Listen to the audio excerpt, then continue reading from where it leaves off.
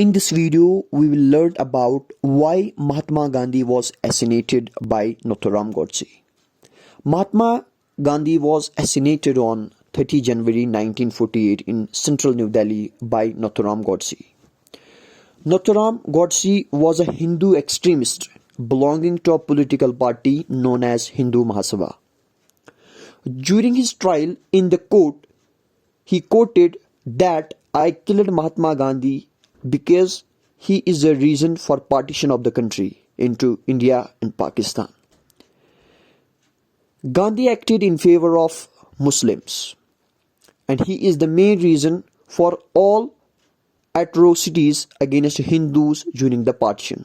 His presence will be harmful to Hindus, hence by killing Gandhi, I did a great justice to this nation.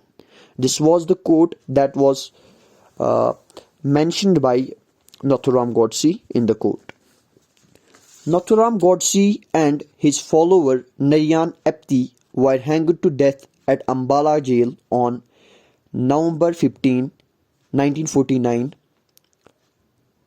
for the assassination of Mahatma Gandhi. That's all in today's video. If you like the video, please give it a thumbs up, share with your friends. Have a great day.